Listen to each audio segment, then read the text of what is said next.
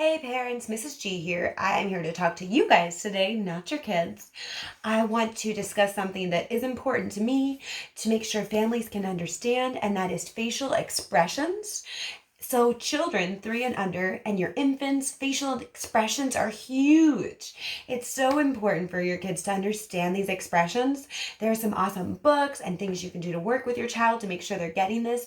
But why in the world is this important? So, let's talk about that. But before we do, let's talk about some expectations. So, around 30 months, your child should be able to look at emojis and pictures of emotions and be able to identify them. For actual faces, by the time they're 3 years old, about 80% of kids, they will be able to identify happy and sad. So they're seeing your emotions at home and in school. I'm coming to you with this to actually discuss the effect of the mask and what it can have on these emotions. And I am not going to get into political details, but I do understand that schools all across the nation are requiring these, and even for younger kids. So for speech therapists or early interventionalists, this can kind of create a problem. And even for older kids, it can create some challenges because children with autism also struggle to understand facial expressions. So covering this up, and I'm going to give you some examples so you can see what I'm talking about. Even the 3-year-old, that milestone that I'm talking about for your kids being able to identify those sad and happy, those are going to be really exaggerated facial expressions. That's why as parents, I think we all know when we are frustrated, we are really frustrated, and we are happy, we are super, super happy. Great job going potty. We're trying to really make sure they understand that. And that's super natural for you guys to want to do that. That is simply because you want to make sure your child gets it. And that's using your facial expressions. So our eyes are a huge, huge thing in getting the point across to your kids or anybody trying to understand how they feel. Our eyes show so much. Our forehead, it can show a lot of things too. But our nose, the way our faces crinkle, and our mouths are huge, huge indicators of facial expressions and understanding feelings. So before I show you and demonstrate with the mask, I am going to talk first of all why your kids need to be able to recognize emotions.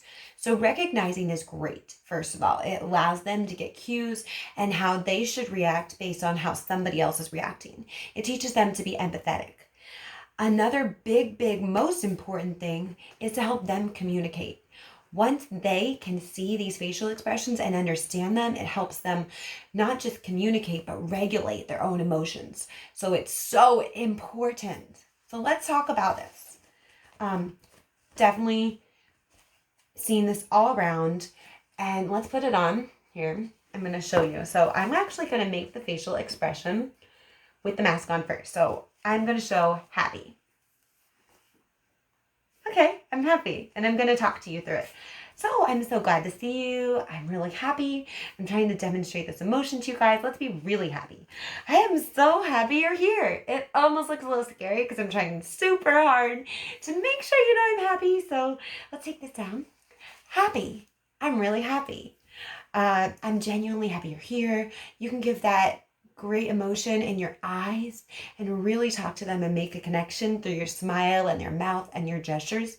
We can help with this by using really strong body language as well, really open, encouraging, and soft.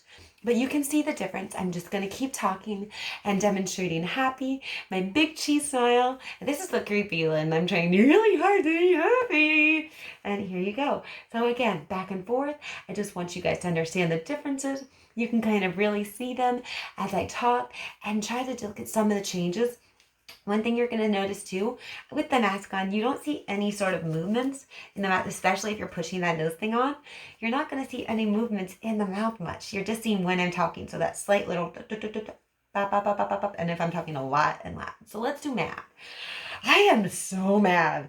I cannot believe you did this. Why would you do this? Oh, look at the difference. So you're seeing my teeth just gritted. I'm angry, and I'm so angry. And you can definitely tell here that there's anger, but there's such a disconnect there. Oh, so mad. So That's an important one. Fortunately, we're not doing that a lot in the schools with the kids. We definitely don't want them to be seeing those angry faces, severely angry faces, more firm, which can be creating some things too. So I don't like the way that you did that. That's just not how we should do things. It's serious, but I don't like the way that you did that.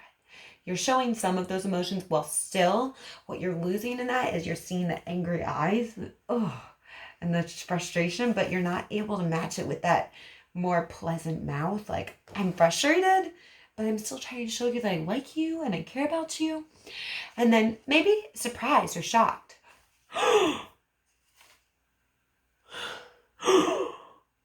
We've always taught kids round mouth, round mouth. Another big thing with that too is it does help us teach them how their mouth shapes work.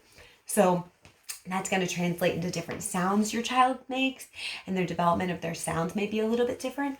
I'm not talking about that in this video, but I do want you to understand the impact, and that if possible, definitely try to find other areas to work with your child whenever you can without these, because it is going to cause a delay in some way.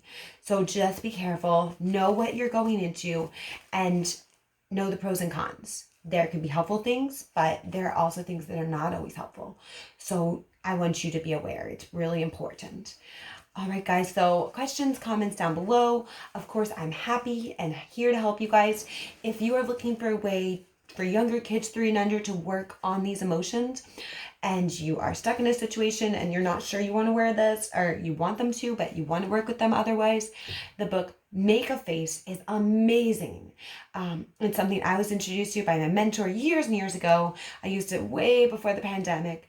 It shows the emotion, and then there's a mirror in the back that you can pull up for your child to look and see their face as well. It is awesome. Check that book out. Look in the link below. It may be a little hard to find since it's an older book, but worth searching it out. I hope this helps you guys. Thanks for coming by.